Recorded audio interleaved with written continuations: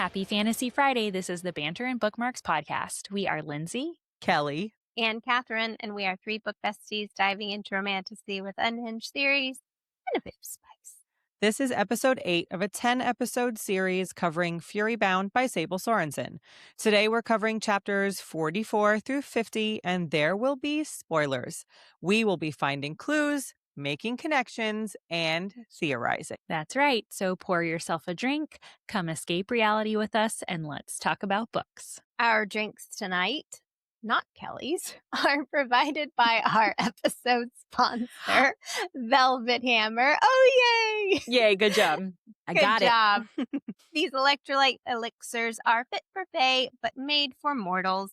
These electrolyte mix-ins are absolutely delicious, so go try them out today. Use code BOOKSANDBANTER for 15% off your order. And they sparkle. So pretty. Cups not included. Cups not included. Crescent Cat Co. for the cup. Yes. And tonight's episode is also sponsored by the Little Shop of Romantasy in honor of King Lucian Brightbane's fabulous billowy pirate shirt. Tonight, Lindsay and I are both rocking our Siphon King shirts. We will link the shop in our episode description. All hail the Siphon King! All hail the Siphon King! I just love him. I was listening to our last episode and I laugh every time we say, I love Lucian. We say it at least 10 times an episode. He's Sorry. just amazing. He's so good. We're going to get even more of him tonight, too. I'm happy. All right, well, let's start off by summarizing today's set of chapters, which is chapters 44 through 50. Chapter 44, Marin. They're approaching the island, and the waves throw the ship into massive, jagged rocks. There is no clear path to the island, so they drop anchor there, and everyone has to swim. Noemi almost drowns, but they are able to save her. When they reach the island, they are all magically dried. Love it. The rocks shift around them as they walk, and they reach a stone door with a poem inscribed on it. Marin places her hand on the door, and it grinds open, revealing a spiral staircase that descends down into the depths. Speak, friend, and enter. That's the best analogy, isn't it? Kind of For is. so many books. Chapter 45, Marin. They descend down into the depths and eventually reach a landing. There is a door with the Kryptos symbol on it, and everyone except Venna loses their powers. The door opens as Venna approaches it. She realizes the room's booby traps are triggered by sound, so Venna uses her sign language to guide them through it. It is treacherous, but they make it. They next come to the Deimos door. Stark will clearly need to use his impelling magic, but knows it will be dangerous in such a small space. They find another inscription, and it shows them a puzzle on the wall. He must work quickly because the room starts to close in on them. Marin thinks quickly and chooses the symbol for loyalty while Stark uses his strength to stop the room from crushing them. The door opens and they come across another set of stairs, this one leading to the Phylax door. Chapter 46, Marin. There is a massive chasm stretching out before them, and they are standing on a ledge. On the far side, they see another ledge and a stone bridge connecting them. Noemi and Afis start to cross and realize quickly that it is unstable. Using her shield magic, she uses immense concentration, and each one of them cross the bridge. They enter the final room, and there is a stone altar at the center, a dagger glinting on it. Marin moves closer, and after reading an inscription, she realizes that this is the moment she saw in her foresight vision, that one of them will die here.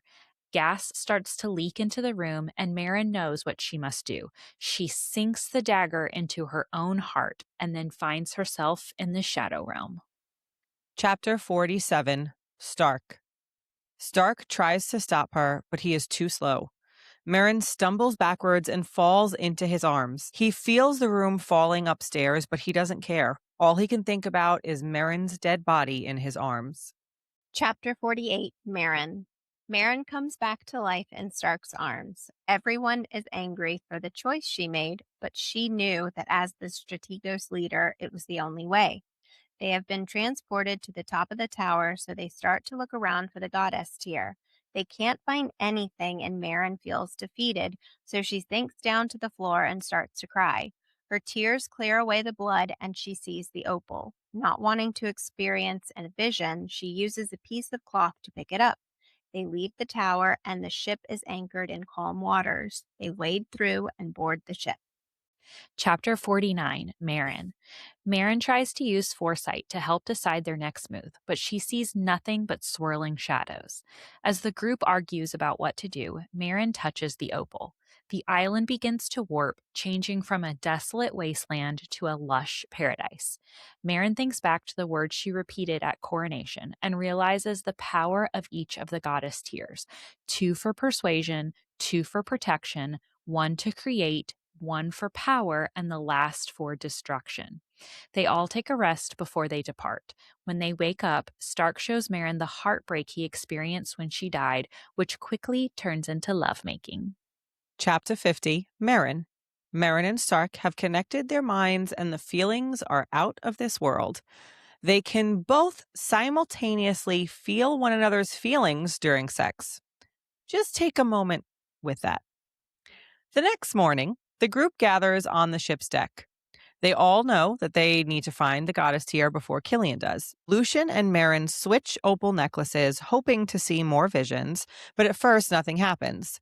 Marin suggests that they wear both of them at the same time, and she stumbles into a vision. Woo! I know. We're ending at the vision? And I love that this episode is basically everything in the tower. Like, it's such a perfect breakup that we get to talk about all of the tower stuff today. Episode 8, The Tower. Almost like we did it on purpose. It's almost like you planned this meticulously, It's Lindsay. almost like the Sables wrote it that way so that you would be able So to that I could outline outline it. efficiently. They're like, you know what Lindsay needs? A good chunk of chapters. Which is funny because I remember when we were texting with them when I was initially outlining, I think I had just finished outlining these episodes, and I just sent them a text and was like, hey, I just finished. I'm so excited. And I was like, I just finished our 10 episodes. And they were like, 10 episodes? You guys are doing 10 episodes? We're like, yes! To be fair, we used to do longer episodes. They were like 2 to 3 hours. So it's the same amount of content. We just split it up, which I think I like it. I think it's fun to stay here for 10 whole weeks. 10 whole weeks. All right, well, let's go back to the beginning of these sets of chapters. All right, we're approaching the island. Massive spiked rocks are jetting out of the sea, and it's shoving the ship off course. Kratos uses his massive body to try to steady the ship, but Anassa just body slams him into the railing, which is a little bit dangerous for the massive dogs to just go flying around the ship like that. See, it's funny. I don't think I realized that's what was happening. I thought he tried to steady it, but she was thrown by the wave. And so before he could steady the ship, she was like tossed over. I didn't think they were like body slamming each other. Well, the effect is the same. Right. He got body slammed by the big dog. Yes. No. She goes into the railing. Yeah, not into him. Oh, in my head, this whole time, she went into him. Into the fur of the dog? Yes. She whoops, sorry, I love you. Didn't mean to squish you like that. Sorry. I read it in my head. I could also be totally remembering it wrong. Go for it. I'm going to keep it that way. My way is really funny in my brain. Okay. I like it. Book changed. Well, King Lucian tells them that there's no clear path to steer the ship closer, so Anassa suggests to Marin's outrage that they swim to shore. Our girl, she does not like the water at all. Oh, fuck you, boat. Catherine, fuck you, waves. You missed at the end of the last one. We just kept going, fuck you, boat. Fuck you, boat. Fuck you, waves. Fuck you, waves. Fucking waves. Boats. Fucking waves. We missed you. She needs some good old Dramamine elixir to get her through the voyage. Little ginger elixir. There you go. Listen, Velvet Hammer, that's actually a really good idea, is to make a sparkly ginger elixir for motion sickness. For tummy aches. While you hydrate. Write that down. You're welcome. As I I'll be drink here the all night, opposite, which folks. is wine. A different type of elixir for a different type of day. The elixir of life. I also like this line where Marin's like, "You can't outvote me. I am the queen." Yes. She's like, "I'm furious, kind of, but I'm really furious. I don't want to swim." But she is outvoted. And Marin turns to warn Lucian that he better not sail away without them, but he waves. Good one, Lindsay. Waves her off, reminding her that he wouldn't go through all this trouble not to leave with a tear. She does, however, have to leave her crown behind with him. And this was back when I was still like, "Oh, Lucia, baby, don't make me hate you. Please don't take that. Please don't leave them." He doesn't. He doesn't. Our boy, we love him. He's a good boy. He's a good boy. He's a good boy. They all get on the back of their wolves and they jump into the water. That's right. Unfortunately for Noemi, she gets lost in the waves, and Marin can feel through the bond her drowning and dying. So she thinks back to the vision of the dying woman's body and wonders if this is Noemi in this moment, but Kratos and Stark are able to save her.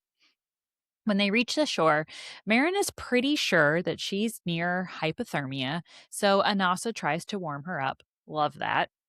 But then something pretty cool happens, and I wish I had magic like this. The stones begin to warm, and all of the water begins to evaporate, and they are all absolutely baffled. They've never seen magic like this before, and I think it would be so helpful in real life, because do you know how long it takes me to blow dry my hair? Like, that would be fabulous if the water could just evaporate. Right. Yes. Do you think it also got rid of the frizz at the same time? Oh, yeah. Yes. Yeah. Yes. You don't have that kind of magic if you So can't also get rid of frizz. Although, I don't know, because I have a feeling that this island is pretty humid, so you probably would have some humidity frizz. Yeah. Say the girls living in summer in the South right now. Yeah. Tell me that's a constant thing that you're dealing All with. we care about is there frizz, though? Can we get rid of the frizz? So Marin warns them to move carefully, but there is no telling what other magic that the island has in store for them, right? Fun times ahead.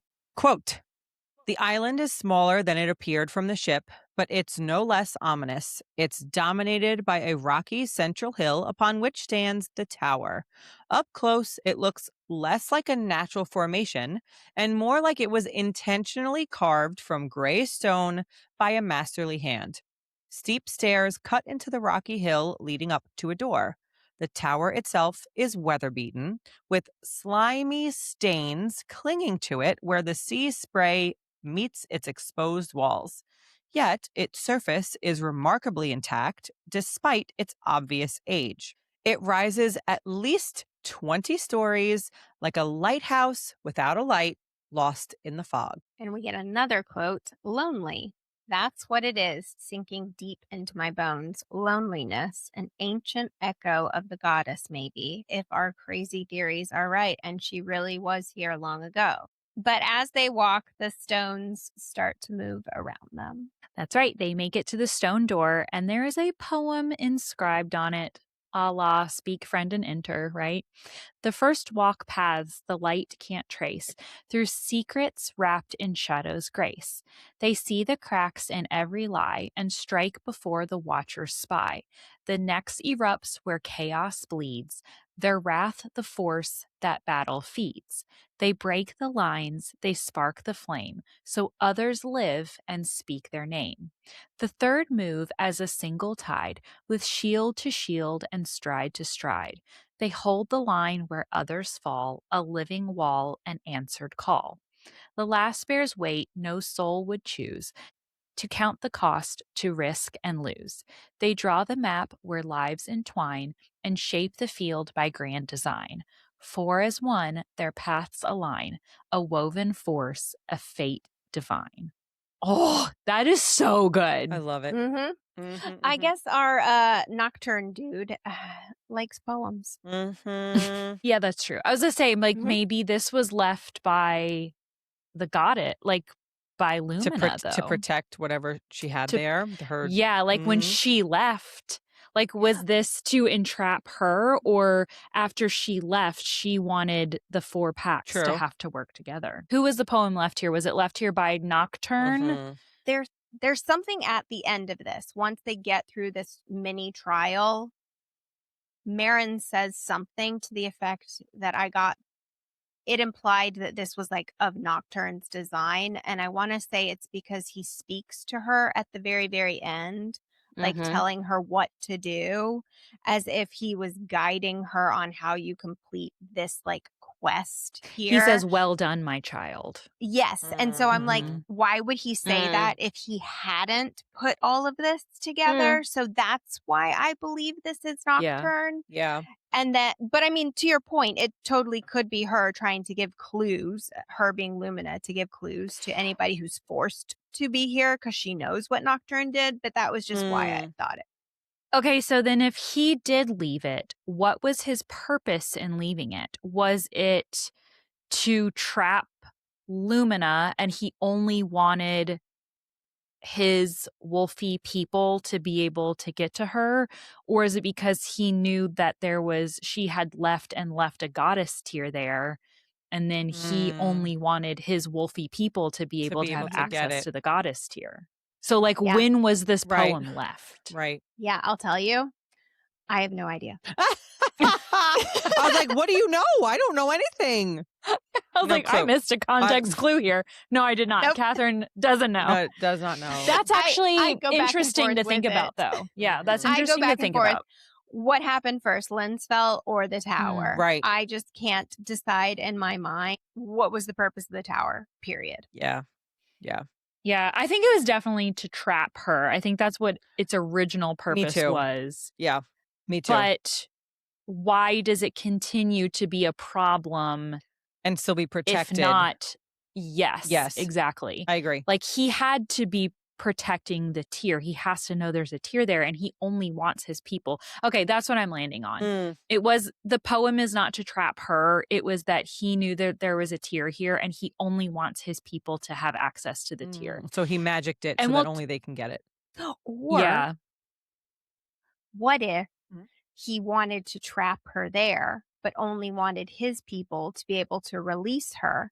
And the magic that is happening all around the tower is because she put a tier there, and he didn't foresee that as happening. Maybe the tier kind of got her free. Yeah. Well, later in the episode, we will have a discussion about why we think the tiers were created. So I think maybe some of this protection and tower conversation we can probably bring into that conversation later too, because I have a lot of questions about that. Yeah, so for sure. For later. Later, Bert. Pinned. Yep. That was a movie reference that no one would catch except for my family when I said later, Bert. Yeah, I don't know that. It is from The Blind Side with Sandra Bullock when she's like, oh yeah. She shows the football team and she's like, you can thank me later, Bert. And then a scene, she's like, it's later, Bert. And we say later, Bert all the time. Instead of just saying later, we'll be like later, Bert. So anyways, random reference. Doesn't she hold up a sign or something as well? No, she's in the stands talking to him. Oh, it's later, she's Bert. on the phone with him. And she's calls yelling him at him the- on the phone. Yes. It's later, Bert. Yep. So anyways, okay. So they assume that they are correct, that poem is about the 4 packs, right? And so Marin puts her hand against the stone door and pushes, and it grinds open. Did you like that? I did. She ate some WD-40, those stones. Water displacement 40th attempt is what that stands for, by the way. I don't think they made any attempts, actually. New technology. It was to get water out of jet fuel. I love it. And they took 40 attempts, and then in the 40th attempt, they're like, wait, this stuff is really useful. And so they branded it WD-40, water displacement 40th attempt. Boom, trivia. Boom, boom, boom, boom. Thank you so much for that piece of knowledge. I will forever think about it opening up ancient stone towers. Well, I'm going to think about it forever. Inside. Never again. I probably will, though. I'll probably dream about it tonight because that's how my brain works. ADHD.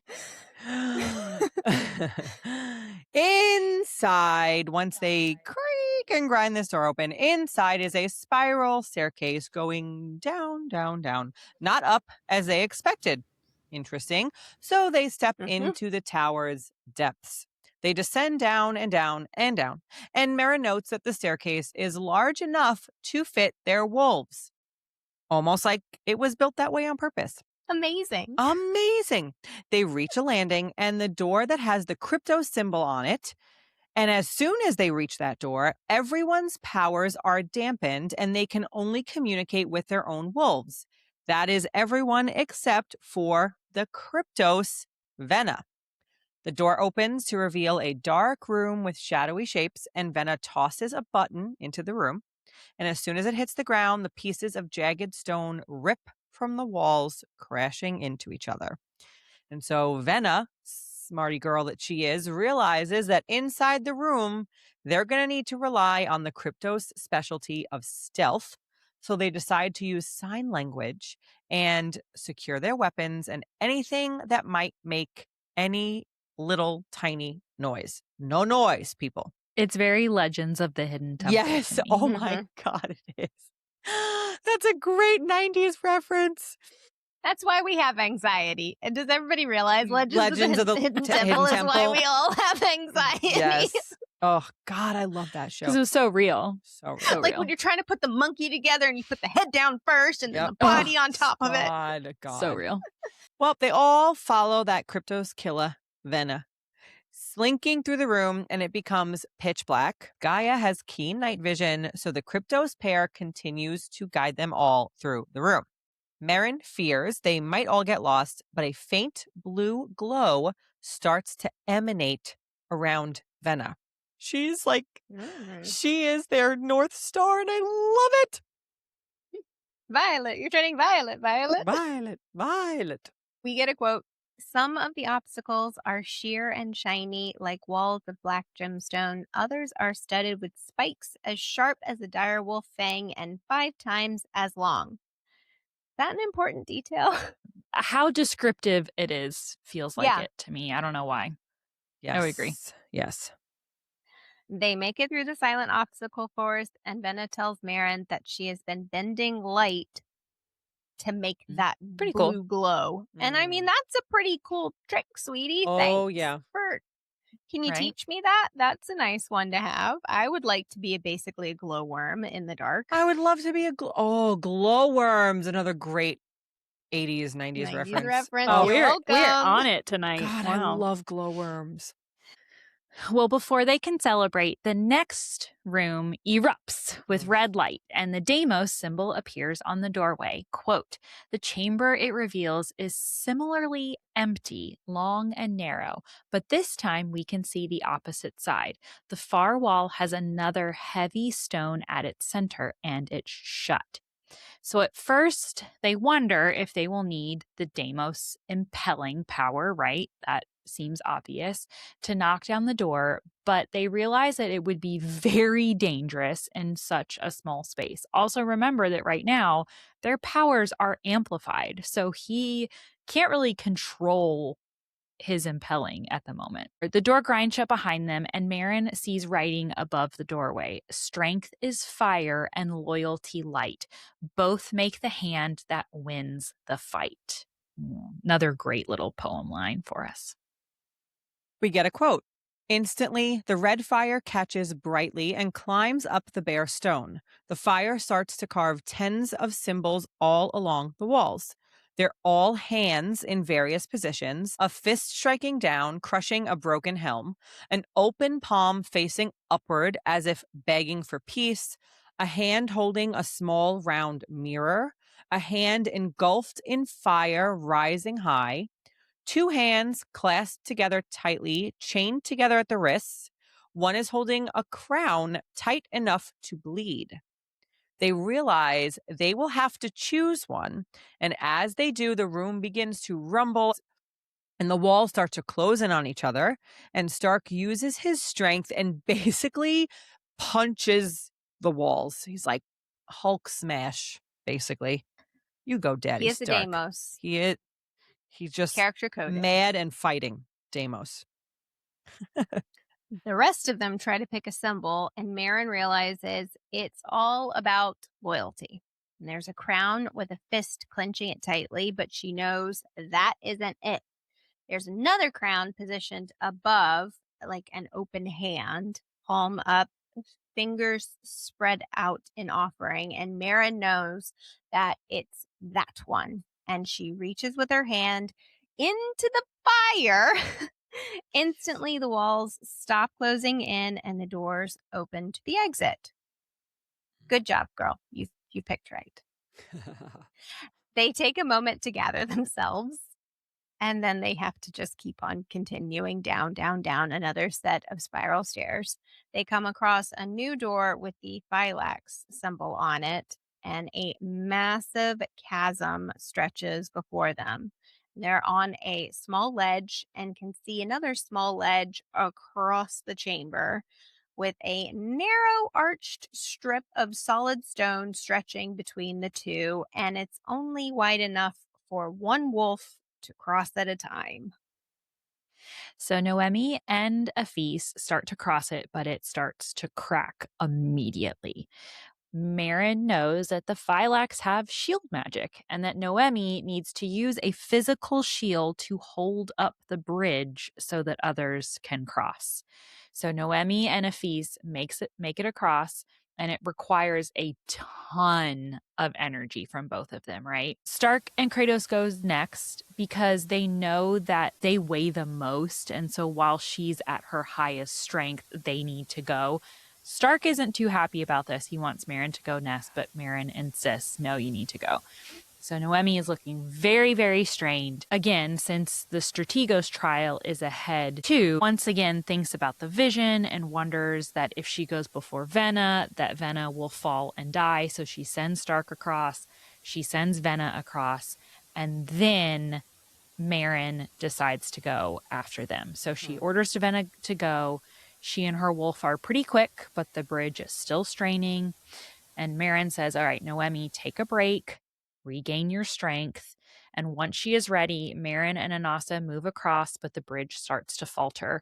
Marin encourages Noemi, and with one agonizing last scream, she floods the bridge with power, and they make it across. Woof! That was an intense scene. I was very stressed in that scene. Mm-hmm. They get across the bridge and they enter the final room. Quote, the final room isn't like the others either. It's dark and entirely empty save for a simple stone altar in its center. I glance around. No inscriptions on the ceiling, no seams for pressure plates, no holes in the walls for spikes to shoot out from, just a dagger. It glints on the altar, which is already ringed in a subtly flickering silver flame. And Marin realizes that this is the room from her vision. Quote, there's an ancient script in the stone carved so deeply that the words almost look burned into the surface. They're written in a spiral along the rounded edge of the altar, and I start to read them aloud, circling the stone as I go. I love this because it's like they made it so that she does this like spell essentially. Like you have to know, you probably have to do a certain movement, and they made the wording so that in order to say it, she's like doing this. It is a very cool thing to envision, and I see it in the movie adaptation. Or TV show. Or we TV would be show. fine with either. Yeah, for sure. Hulu, I prefer HBO, TV. That way we can do more 10 episodes. details. Yeah. Take our time with it. We have the perfect chapter by chapter breakdown. Exactly. If the producers need it, just let us We know. got you Holler covered. at your girls. Yep. As she goes around this circle, she reads these words aloud again. Let's listen to what she is saying. Nocturne's children may walk when crimson crowns the stone. Let Strategos make the choice where steel meets bone. A lifeblood whole must answer its call, hesitate, and death takes all. And I want to say at the exact time all of this is happening, Gas is entering into the room. So sure she's is. got to make this decision fast. Otherwise, one of them will die. Mhm. And Venna tells Marin to kill her, but Marin refuses. Anasa pleads with her, quote, "Her mind opens to me visions of her mother, father, killed for the throne, her lonely years in the mountain, friends falling away one by one, until nothing was left but her belief in the Sturmfrost line, her belief in me, her yearning for me." Marin knows it's got to be her, and she would never ask any of them to kill themselves anyway. So she shows Anasa the vision she had of her dying, and she tells Anasa it was a privilege being bonded with her. Nope. And I absolutely love that Anasa fully supported our girl. And in the aftermath, she fully supports her as well. Like, they are of one mind. They realize it. And it's really heartbreaking. But they're going to do it together. I knew that she wasn't going to actually fully Right. die because I was she's the literally main about to say the character. same thing. But Yeah. it still made me cry. Like, Yes. thinking of poor Anasa being like, no, please, look at how lonely I've been my whole life. Everyone who I love has died. I was devastated. It was devastating. Yeah. Don't worry, Kelly. Anasa would die too. I know. They would go together, if that's any consolation for No, you. it's not. But it doesn't happen, people. Thank It God. doesn't. Well, I mean, it does happen. She's dead. She's dead. But then she comes back to life. But did you die But permanently? did you? No. Yes, I did die. I Thanks. did. She looks at Stark and tells him to take the tear to get its solution and kill Killian, and to protect Selah. Then she plunges the dagger right into her own heart, and that shit has got to really hurt if you think about it. Gonna Right. slot. Yep. Dagger to the heart, not a great way to go. She finds herself in the shadow realm, and the shadows enfold her and lift her up so she is floating. And the imagery of this description is absolutely stunning. I love it so much. And she hears this strange booming voice that says, "Well done, my child."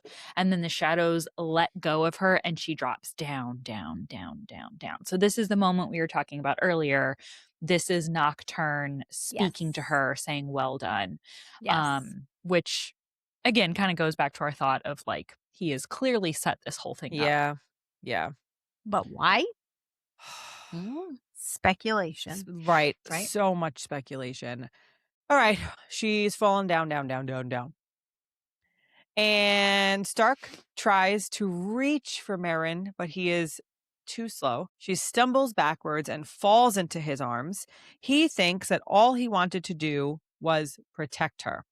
Quote, "The room tilts. There's a sensation as if we're falling upward. I can't take my eyes off Meryn's crumpled form in my arms. My entire world reduced to the place where the dagger meets her flesh. But Noemi and Venna gasp, and they both go sprawling in my peripheral vision. Then the room rights itself, and the dagger in her chest heats up, then disappears. Blood spurts from the wound, and Stark knows that she is dead. Agony rips through the bond with Kratos, as he will now lose Anasa too, which is... Why are they gotta make me cry like this? I love it that we got all of this in Stark's POV too. I know. It makes it's so impactful. Yes, so much more important to hear it from him. What are you gonna laugh about? We can't get it from her point of view because she did. No, but we could have gotten it from Venna or Noemi or Anasa or any other, like, or we Kratos. could have just not gotten it. We could have been like, she died. Or we could have not gotten it. Yeah. Right. But there's just a lot of discussions online about Stark and Meryn's relationship. And we've talked a lot about it on the podcast, like in past episodes this season, about the relationship in this book. And I think that this shows how much he like truly deeply cares for her. Right. Yeah. So his devotion to her. Yeah. Yeah.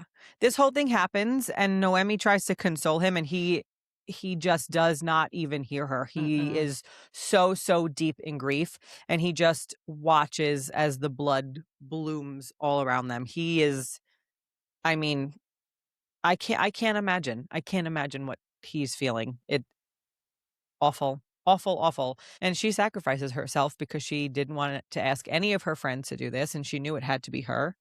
And so I think, as we come to see, that's probably why all this ends up turning out right, because she was willing to do that for her friends and for the betterment of the packs and what they needed to accomplish together.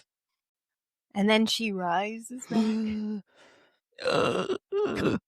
She comes back to life in Stark's arms. He is in awe at first, but then he's really fucking pissed off. Yeah. Very Stark-therian of him. Everyone is actually upset for her for not telling them, but Marin explains, quote, "I know you think I was being reckless or selfish, but I just knew this was the only way. For Strategos, it was asking me to demonstrate my ability to act like a leader and sacrifice for others when necessary. Otherwise, we would have all perished." And they continue to argue that she should have told them, but she's like, okay, well, in all of the time it would have taken me to explain that, you would have all asphyxiated. Great word. And you still would have tried to stop me. So, no. I did what needed to be done. Yeah. It all worked out. And Anasa and Marin console each other. Anasa is fully supporting of Marin's decision. I think at one point she even snaps at Kratos. She's like, back off. We just died. Give us a minute to breathe here. Give me a second. And Marin makes note to ask her later if she experienced, I guess, the same thing when Marin was also dying. I know that we have talked about the reincarnation trope not being a favorite. Here is why I think it works in this situation. It is because it was part of a test and a trial that she needed to be able to say, yes, I'm going to sacrifice myself, not knowing if I was going to come back or not. And because of that, you made the right choice. And so you don't actually have to die. That's the kind of situation There's where I'm plot okay with to it. it. Yes, it's not just like, oh, you died and it was, oh my God, now I'm so sad. And then like, ta-da, magic brings you back. Like this is different. And so this is why, because I know I've like gone on that hill really hard. This feels different for that reason. Yeah. She was supposed to die. And magic was supposed to bring her back if she made the sacrifice. It was always, so, yes, it was always part of, it was the test. She had to be willing to do that. I think it annoys us when it's random magic, when it's just like, oh, and then she comes back. But this is plot driven, written into the storyline. And so it tends to make more sense. It's funny. I was just sitting here thinking about each of the rooms and how they went into it being like, I feel like in the beginning, if Lindsay had been there, she would have been like, all right, guys, let's talk about this. If there's likely going to be a trial for each one of us. That's why we all have to be there. It's probably going to use the things that we're good at, right? You're probably going to need to be sneaky. You're probably going to need to be strong. You're probably going to need to shield something. I'm probably going to have to do a fucking puzzle or something. And then bam, I have to stick a dagger in my heart. Right. Bam. So I would not have been prepared for that. As much as I would have tried to prepare my people and been like, this is what we all have to do, and I'm gonna have to do some sort of puzzle. I can just imagine Lindsay being like, hold on, guys. I've got a book. I think it's going to walk us through this. Let me just go to my library really quick. Meanwhile, I'd be like, hurry up. We're running out of time. Kellen, be quiet. You have to be quiet here. You be quiet. I can't be quiet. I'm going to die. No, but Lindsay, when I was reading this whole tower scene, I did think about one thing that I was like, I think Lindsay will really, really like this. We aren't running into the trope where a woman becomes excessively powerful, like to the nth degree. Like, in fact, she has not mastered all of her powers. Yeah. In going through the trial, she loses some of the powers in order to prove herself. So I was like, I think Lindsay would like the power balance. Yes. Agreed. Yeah, I really liked this whole scene. Again, I'm glad that this episode is kind of centered around the tower stuff because it's really interesting to me. Yeah. Marin looks around and realizes that they are no longer in the underground chamber. They all felt that feeling of like the room falling up somehow. And so they look around and they find themselves in this room and they are now atop the tower. Marin says, quote, something sinks in my chest at that realization. It's probably delusional, but a part of me hoped that we might find the goddess at the end of this, here to guide us and help us. Ideally, waiting atop a shrine with her tear cradled in her outstretched hand. But all we see are dust motes swirling in the air. Was she ever even here? Or did I read into that song too much? My gaze drops to the floor and my brow furrows. In the vision, I saw the tear, and it was in a circular room like this one, but there was a tile on the floor, a beautiful mosaic. So Marin brushes the dirt away on the floor, but finds a mosaic pattern from the vision, but the goddess tear isn't there. Again, who moved it? Right. I have a lot of questions about this. Right. Was it Nocturne? Was it Lumina? Was it Astrione? Yes. I don't know. And you know what I'm thinking about now for the first time too? Who moved it and when? Was it way in the past? Did it happen right in this moment when all this magic happened and that released it somehow? Was Lumina there when they got there and then she poofed away? Like when were they there? Who was there? And when did this all happen? I have a lot of questions. No, I think it's been there for a long time because it's dusty and covered up. Yeah. I have a theory. Oh, Catherine? I have a theory. Because she cries, right?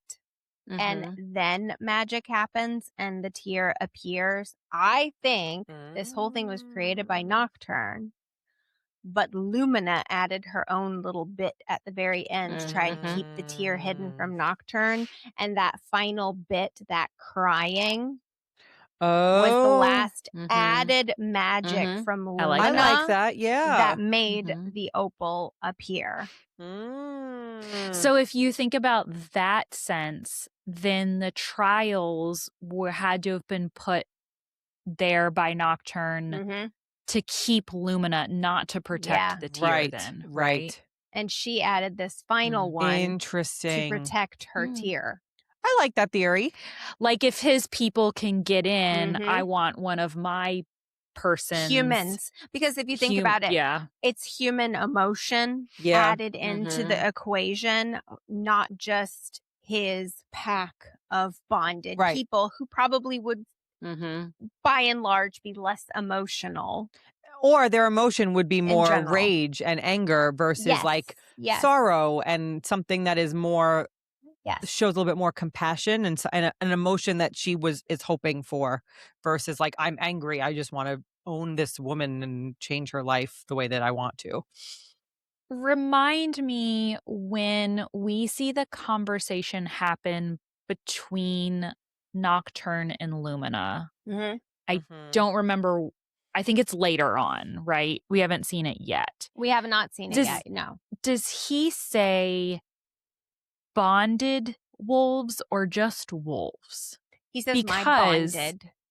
Oh, I don't remember. Because I had a quick thought being like, well, maybe Marin then is, and all of these people are the perfect combination of the two of them because they are part human and part wolf. Whereas like maybe before he just literally had wolves, right? And so they were one thing and now they're multiple things. Maybe. It was my bonded. So it was people bonded to wolves. But I still think your theory can hold water because Marin is, if she is the Sturm Frost heir, she is the perfect combination of bonded and human because she is literally Nocturne and Lumina's descendant. So maybe it was a way of Lumina to safeguard this tier so that only her heir, granted it's also Nocturne's heir, but she trusts one of her children to have been that final puzzle piece to get the tier. I like that. Okay. I like that. Yeah. Well, when Marin realizes that this mosaic pattern is there, but the tier is not, she starts to absolutely freaking lose it. And she starts to think that she died for that tier, and knowing what she just put all of her friends through, insane, she starts to cry. So this is that emotion. The tear runs down her cheek and falls onto the floor. And this causes that magic we were just talking about, some strange magic, and the blood on the floor from when she just died begins to evaporate. And once her last tear falls, the opal is, poof, it's just there. She doesn't want it to touch her skin, then be pulled into a vision, so she rips a piece of her clothing and picks it up and takes it. And Marin wonders if the way out will be just as treacherous as this trial that they just had to go through. But luckily, everything has calmed down and they emerge from the tower to see the ship bobbing peacefully in the surf. And I just picture frickin' Lucian Just bathing, hanging out. having a little glassy glass, having some, like, just like chilling. Oh, how's it going? You guys, like, I just picture him on a cruise vacation. He is on the Banter and Bookmarks fantasy cruise. That's right. Having a book chat with his friend. Took y'all long enough. Right, exactly. I do like this moment with Marin too, because we don't often see Marin succumb to her emotions. She is typically pretty, right? Right. And so seeing her kind of break down in this moment and kind of lose it in this moment humanizes her for me in a way that I really appreciate. Yes. Seeing that part of her character personally. Yeah. I agree. And if we do see emotion from her, it tends to be sarcasm Rage. or rage or something that kind of blocks off any of the deeper emotions. And so I agree with that, Lindsay. I like that. Elias tells them what's been going on for them while they've been waiting. Chilling. They said about 10 minutes ago, everything calmed. So they knew that you guys must have found something. Good job. Thanks for that. They wade through the shallow water and board the ship, and Marin wonders about Lucian, saying, quote, with this additional tier in my possession, I'm conscious of the balance of power between us has shifted. I now have 3 of the 7 tiers, and he only has 2. Is he going to let this imbalance stand? Well, they're back on the ship, and Marin attempts to use foresight to decide where their next move should be, but all she sees are these confusing swirls of shadow, and I don't know why, but I wonder why. Yeah, my guess is that Alistair is fucking shit up right now because all of the Killian stuff is about to go down in that next, like in our next set of chapters, right? And so part of me thinks that Alistair is like working on that and making plans, and that's, or like they're deciding Messing what things to up. do and messing and like changing their mind so often about the plan moving forward that she can't see it. Obviously, the shadows make me think Nocturne, but they've also been borrowing Marin's power. And so maybe it's because Killian and Alistair kind of fucking shit up. Yeah, plus if it was Nocturne really actually would want her to find the tears because he wants the tears put together because that's what's going to free him. So it also doesn't really make sense that Nocturne would be trying to prevent them from accomplishing what he needs them to do. Yeah. I like the idea of decisions are being changed and haven't been decided yet. I also kind of wonder if there were so many different ways that things could have gone that her crying and finding the tear and how everything ended was not like change things and things are still changing, like I don't know if I'm sold on that as a theory, but it's just it's hard to pin for me because I think there are so many different things that would make sense that we could find out and I'd be like, oh yeah, okay, I'm following. Things are changing so quickly. But also maybe the swirling, confusing shadows that she sees are her own fighting what's about to happen. That's true. So maybe it's not that she didn't see anything. She just didn't pinpoint that it was literally she saw what was about to go down. Right. Oh, True. you're right. True. Wait, yes, because of all of the destruction that is about to happen. That might be what she's seeing. Yeah, that's a great idea. She's like, oh, I'm not seeing anything. Bitch, yes, you are. You're seeing yourself. The crazy shadows. Yes. Blowing up. You are the shadows, Marin. I like that. Okay, that one. I picked that one. Okay. I picked that one. Got it. Well, Venice suggests that they go to Blumenthal, which is the last fiefdom that is still loyal to Marin. But Lucian says, hell no, I'm not going there. And when asked what he proposes they do next, then fine, you got a better idea, motherfucker, right? Mofo? He responds, quote, Alistair's command of siphon magic was enough to bring down Queen Kiara Sturmfrost at the height of her rule. He's had 500 years to perfect his corrupt magic, access to Marin's own power, not to mention one of these goddess tiers too. A gem that induces subservience, bends his enemies' will until they worship at his feet, if we are to believe Killian. That quote right there makes me think that he gave it to the Mother Priestess on purpose. Who he? That Killian gave it to the Mother Priestess on purpose? And Alistair. Like, we've been saying, like, oh no, they don't have it yet. They don't have it yet. The Mother Priestess does. But reading that quote, immediately my mind, I was like, oh no, they've been controlling the Faceless Goddess sect on purpose. I don't know what end yet, or maybe to whatever this end is about to be, or maybe he couldn't yield it and he had to have someone else yield it, maybe. How long has he had it, this tier? The one that induces subservience? Not very long. Not very long, because we knew when the Phylax Alpha Tormund defected, the priestess was still with them, and she was still wearing it physically on her hand. So we knew it wasn't there, but it was after they left and they go to Astriona. The priestess at some point during there hooks up with Killian. Okay. But that doesn't mean that somehow, because Marin has a bracelet on that was created by Alistair that controls her powers. Oh, yeah. So what if somehow he messed with this ring and she was wearing it under his power influence? Yeah. Basically, like, I'm controlling the ring via a thrall bracelet on the Mother Priestess. So that he's been behind it the whole time. Maybe. Which would answer our question, though, because we were like, well, the Phylax Alpha wasn't under control yet. But if he's controlling the Mother Priestess, and the Mother Priestess might have made him do it. Which means he's pulling a lot more strings. A lot of strings. Which makes sense. He's a 500-year-old powerful leader.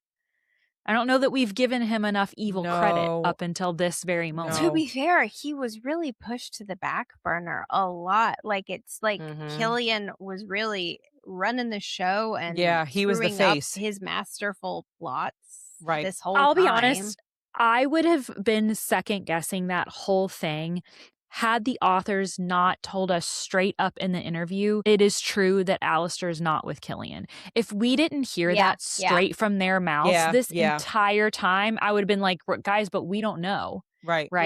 So but we have that nugget of information, and so it makes us look at things, but just based on the text, I would have been like, I don't know, guys, I feel like he's pulling strings. And so here's an example of when they might have been pulling strings. Yeah.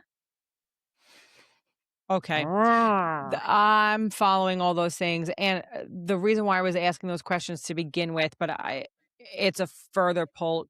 We've talked about it in our Direbound coverage about why did the wolves respond to the dire blade and also to the will of the king in the way that they did. For example, like, why did the bonding trials need to be the way they were? And why did they call the pack when you would think that it would be detrimental to the wolves to do so? And so I started going down that line of like, how long has he been in control? Could he potentially have been controlling them in that way? That is away from what we just talked about, but that I just wanted you to know why I was like, wait a minute, how long? That's where my brain started to go, and now we're here. We started from the bottom, and now we're here. So we don't know. We don't know. They know we know. I want to make a shirt that says 10 toes down and I don't know what, because I feel like every time I have a new theory, I'm like, I believe 10 it. toes down, all in the sand. Let's have a drink. In something. There you go. Yep. All right. Well, Marin, again, coming off of that quote, says, yes, this is all true to Lucian and his his thought process here. But we have 5 goddess tiers. Your magic, my magic. We could wipe Killian off of the map with that. Mm-hmm. And he says, again, no, that they should head back to his kingdom. Quote, because we can rally my troops before going into Nocturna. Alistair may be still looking for the final tier, but we don't know what it does. Better to enter with an entire army at our back. Once we're married, of course. Okay. Stop trying to push that agenda, mister. Lucian, Now's not the time. You don't even want to marry her anyway. He wants the politics. He wants the politics. Once we're married, of course. I don't mind taking you both to bed. I have no preferences. No preferences. But don't worry, you guys, because Merrin says absolutely the fuck not. Not. And then Lucian asks her if this is about Stark, because he would be happy to let her have a lover or even allow them both into his bed, as Catherine said. Problem so generous. Solved. Listen. What a guy. What a guy. Merrin. That would be a nice the deal, sandwich. Merrin. Take the pretty deal. Good deal. Listen, I love Lucian as a friend. I don't know that I want him as a lover. Stark would be way more my type I'll take and both. my speed. I'll take both. Oh, there you go. I'm good. Both. She's like, I will take this one for the team, y'all. You know So what? You Kelly's guys taking stay the deal. back. I'm taking Kelly's the taking deal. the deal. Okay. Taking the deal. Well, rage builds inside Merrin at the thought of all this and during this conversation. And without realizing, she reaches into her pouch and is clenching the tear from the tower. And as she touches it, it grows warm and starts to burn. And then, quote, a band that has been tightly strung inside me snaps and breaks. Shadows fly from her palms. You are absolutely right, Lindsay. This is what she was seeing. So they fly from her palms toward the tower, and with strange waves of magic, the island starts to change. What was once a desolate, dark place becomes a lush, tropical paradise. Merrin freaking created it. So cool. That's what she was seeing. Let's go back to all those theories. We were like, I wonder what she's seeing. Things are changing. No, she's seeing herself, seeing her own cool magic. Love it. Makes me happy. I'm doing a dance because I'm like, ooh, that's cool. That's cool. Look at our shoulders. It's that Shaq meme where he's like, I love Shaq. Where he goes, I love Shaq. Yes, I love Shaq so love him much. so much. It makes her think back to, have you ever seen that man? I'm sorry, I had to pause when I had this thought. Have you ever seen that man hold up a Coke? Mm-hmm. And it's so tiny and his Right, it looks like he's holding an 8-ounce Coke and he's not. He's so little. He's ginormous. He's so little. I love him. It makes her think back to the woods. She repeated the words. To the words. To the wood. To the wood, she repeated. To the wall. Sweet drop down my Down my balls. balls. Oh, these baby cry. Wait, hold on. I have to tell a story. So, my mom told me. My mom No, listen, told this me is funny. you had to shop My mom around. told me that my dad has been saying, okay. And What? he doesn't know What? where it comes from. Ugh. And I was like, Dad is constantly quoting Lil Lil Jon, Jon. and doesn't realize it. And so they were over at our house last week, and he said it, and I was like, Dad, you hate rap. He hates rap music. He's like, I don't like it. They're talking about all this. He's such a dad about it, right? And he's like, I was like, you're quoting Lil Jon when you do that. And he's like, no, I'm not. And so we put on Okay. by Usher. And he was flabbergasted. But it's funny because I put it on there and Charlie was like, I don't think that's the right one. She's like, do Get Low. And I was like, I'm absolutely not putting the sweat drop down my balls for my dad on YouTube right now. And Shyler lost her mind. She was laughing so hard. Yeah. And then we were like, wait, it's yeah. And then my dad was like, wait, I like this song. It's got a good beat to it. Yeah. And he was like dancing on the couch like a total dad dance on the couch. And then the whole time we were all like, yeah, okay. And it was really funny. So anyways, okay, there's That's my story. hysterical. Such a dad. Yep. Such a white dad. Specifically.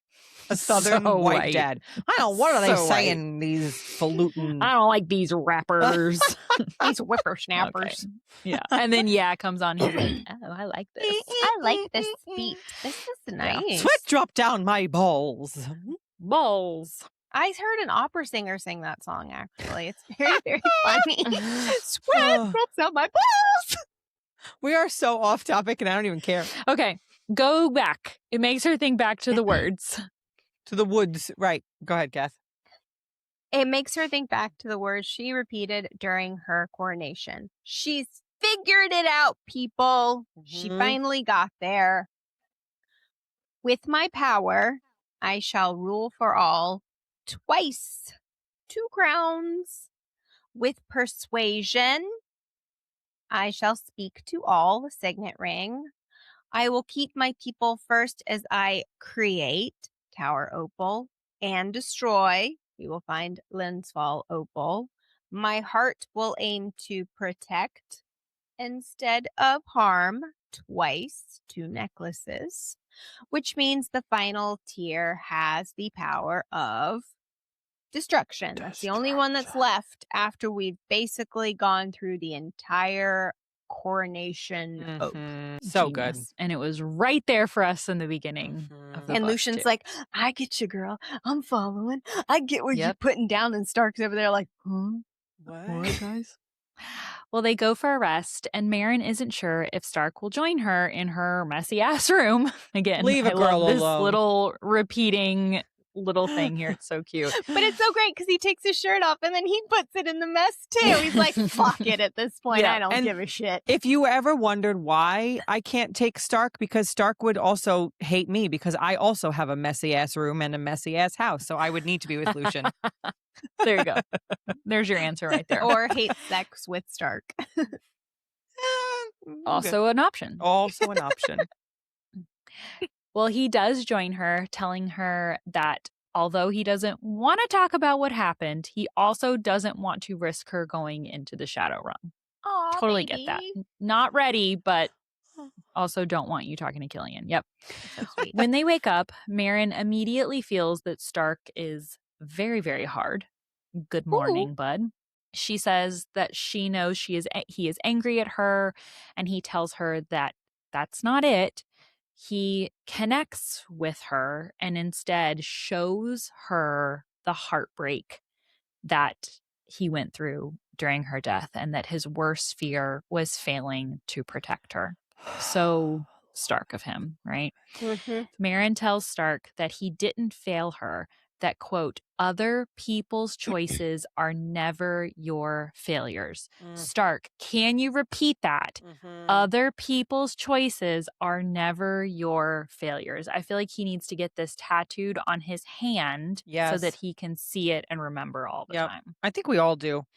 All our listeners. Okay, listeners, repeat after us.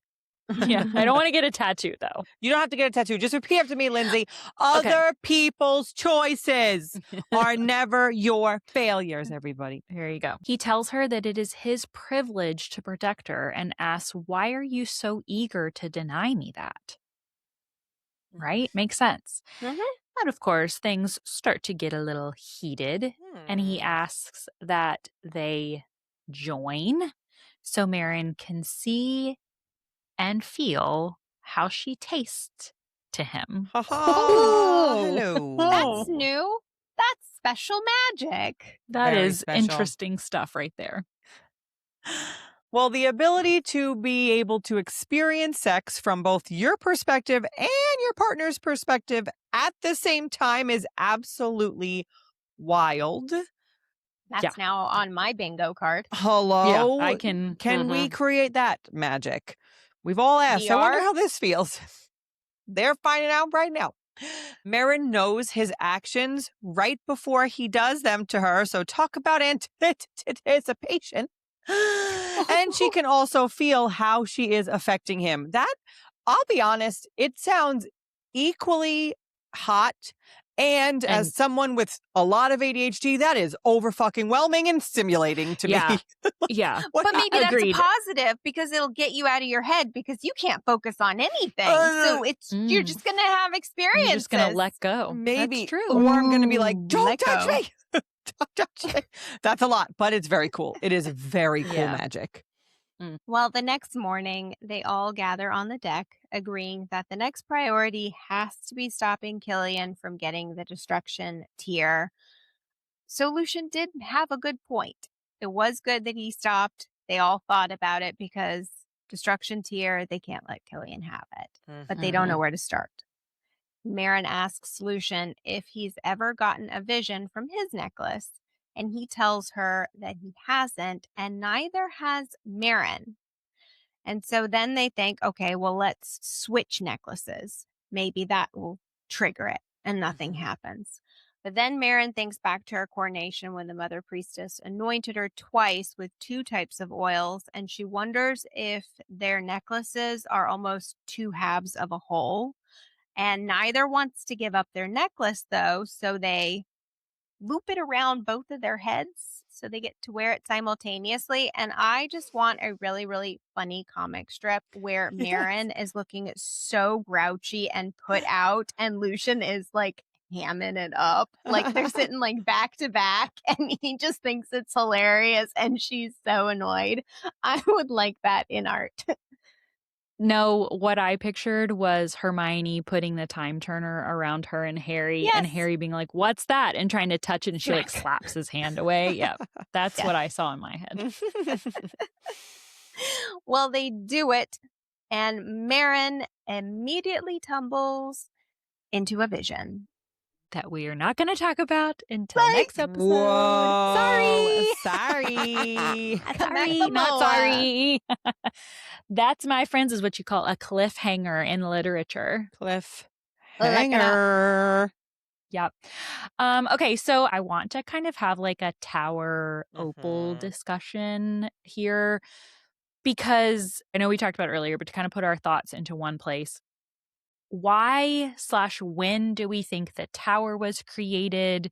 Great Was question. it to trap Lumina? Was Great it question. before that? Fantastic question. What are our current thoughts on the tower All of those thoughts were great questions. Okay. that you're not going to answer? I don't have a fucking clue. I have- did not make up my mind if the tower came first. Yeah. I want to say in my gut, and I don't know why. I have no literary support. In my gut, for some reason, I think she was trapped in the tower. She got out of the tower. She went to Linsfall. She turned herself into a statue, but didn't because she did walk away. She's not like trapped in the statue. And I want to say that was the order of events, but I have no clue why I think that. I just do. Part of me thinks that she created the tears while she was In the trapped tower. in the tower. That's me too. Like all yeah, of them. that the tower was created to hold trap her. Yes. She was so upset Okay. that she cried. Yep. That's why the mosaic is on the floor. Okay, Yep. Lindsay, you need to bring that up in our next episode because there actually is a point where we go through the visions. And at one point, she does cry. And then at another separate point, she cries again and a new tear is created. And I want to say maybe even a third separate time again, another tear is created. But I think you might be onto something that's when this all started. Yep. Yeah. Yeah. I think the tower existed, that he trapped her in the tower and put this crazy magic around her to prevent people from being able to get to her, and that she kind of circumvented that magic in some way, and while she was trapped there created the tears, and Nocturne still didn't want people to get to them because that was like her thing that she created that will help free her, but also him. But I think that he knew that if he was freed, then she'd be freed. So yes, I agree with that order, and I don't know why else I would think that, besides the fact that I just have to pick something. But Okay, I see the tears as her no. doing. And actually, Agree now there. that I think about it, we she creates in the next set of chapters a tear when she is leaning over the baby, Mm-hmm. right? Correct, Yeah. correct. And That's the so necklace that goes with her yeah. child.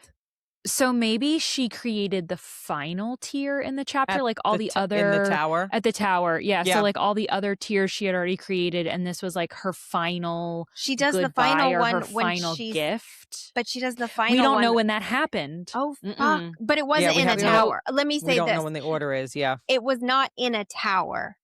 Whatever the order was, we know that one of the tiers was not created in the tower. She created Right. it So they with weren't the all statue created in in the Lynn's Falls. tower. They weren't all in the towers. What I'm That's Right. not well, that's what I'm saying. Like that she created those, and then when she was 7th. trapped in the Yeah. tower, she created the final tier, which I'm guessing would and that's why you can see the mosaic, because she had already created the other ones, right? That's a So good point, actually. Yes. right? So then to me, that almost, we don't know which tier is the final tier, but it kind of makes the final tier the most important one to me. Yeah. Okay. Yeah. I got to throw a wrench in all of this because we're forgetting one more thing. What?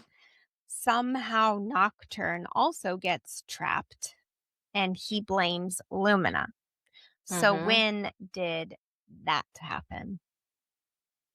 Because she obviously gets out of the tower. Right. And traps Nocturne him back. is somehow trapped Flips it. somewhere. It seems we get the impression at the very, very end that all three are almost trapped, right? Remember when all of the tiers are put together and even the And the sables booms. highlighted the boom, boom, boom, the three Mhm. booms. So it seems like they're all trapped or Yeah. something. Yeah. So when do we think that happened in the ordering of things? I don't know. Girl, Fuck if I know. fuck if I So know. also, why do the stones hold the power that they do? Like they would have all been created for a purpose. For instance, when she's crying over the baby, Mhm. that stone is to protect. That totally makes sense. Right. So, what were the circumstances that you created the other ones? Right. And Create, like, destruct. there's Yeah. two of some, but only one of the other. So, literally, were they created to go to different people? Because if you think about the necklace, she cried over the baby and created one necklace. When did And she create the second protect necklace? Mhm. I have to feel like that's where the whole Astriona thing comes into play, because if we are to assume that Lumina and Nocturne together are Mhm. the Sturmfrost queens, then it stands to reason, it's not beyond the realm of possibility, that Lumina and Astriona are then the Siphon race. And if that is true, and she had a Mhm. child from that joining, and if she cried over that child, and that's why that line also Mhm. has a necklace, Yeah. Yeah. How do they get separate? it's not crazy. No, it's Especially not because crazy. it's two crowns and Protect two two different necklaces, Two things. necklaces. two children. But then why did you decide to give those two things equal power, but Mhm. not the rest? Like you gave the two kingdoms equal power to rule and to protect, but Mhm. not create and destroy. Like, Yeah. why not those? Like, why would you not create an equal distribution of power with all of the Maybe powers? she doesn't think either of those should have that power to create and destroy. Because maybe they were for her. Maybe they weren't for the kingdoms. Maybe they were for Yeah. her. Or Like, I don't know why she created them, but I do think it's very plausible she didn't create them for those lines for either kingdom Then- to wield. But I But don't what know. were the circumstances that she did Yeah, then? maybe that was to create and destroy something like a god level something. yeah. And then the ring. I really don't understand the ring. And even when we go through in the next episode, I would like us to pay close attention if we get any sense of when we think the ring was created, because that's the bigger outlier to me, is the random ring. Mm. Like, I see when all the others, I can kind of understand in my head when or why they would have been created, but the ring is a weird one. And I don't even think we see it maybe created, or if we have, I've missed it myself. And so that one's kind of the odd one out. I don't know. I could see a world where she's creating these tiers for her and her child, and like if she is the one owning most of the powers, to me it makes sense that certain ones she would need to, like protection, because she doesn't need her kid to destroy and create. She can have that. Yeah. But in Yeah. terms of protection, let me protect me and my child. Like I could see Mhm. that being it too versus like 2 Mhm. children, but I don't. It could be anything. It could be anything. I don't know. I know my head I'm is itching. really in my I head right now. I want Yeah. us to revisit this discussion at the end of the next episode once Yeah. we Mhm. go through that again and see if Yeah, we yeah, have yeah. any changes to what Yeah, we're that's a good thinking call. now versus Okay. then. And I'm just going to give you a fair warning. I'm going to rant hard on where is Astrion. It's driving me Honestly, insane. I feel like I wanna reread these He's chapters somewhere with a again. boom. He's with the I, booms. I'm like, is He's there with a the boom. painting? Is there a painting I've missed? Is there another Yeah. statue of a really, really gorgeous person I have missed I somewhere? I could Where is I he? could do some good gorgeous people statues. Yeah, I feel like I need a reread of these chapters again to Mhm. because there's a lot in them. Yeah, especially the next, like Catherine said, the next set of chapters that we Yeah. see a lot Yeah. of the visions and we see. So let's talk about this again Yeah. next episode. Let's do I it. like it. Mhm. Mhm. All right. Well, that is a wrap on episode 8 of our coverage of Fury Bound. Next week, we will be covering very important chapters 51 through 56. Be sure to like, follow, rate, and comment on our podcast wherever you are listening, and follow us on our social media channels so we can find more unhinged fantasy readers just like you. We also have a Patreon channel. For only $5 a month, you can now be a book dragon. Rawr! That was my dragon noise. Our monthly subscription includes a monthly book club, often featuring the book author, early access to episodes, membership to our private Discord channel, merchandise discounts, and always free hugs when we see you in person. So come and join the fun today. And if you haven't heard, we will be sailing the seas in May 2027 on Royal Caribbean's Utopia of the Seas. Unfortunately, King Lucian will not be available to steer our ship. That's maybe a good thing. No. He's not the greatest. He But got them there. Brace! Listen. I don't want any captain of my ship to yell out Brace if we can Oh, avoid shit, that. Brace. Oh shit, Brace. Fucking waves.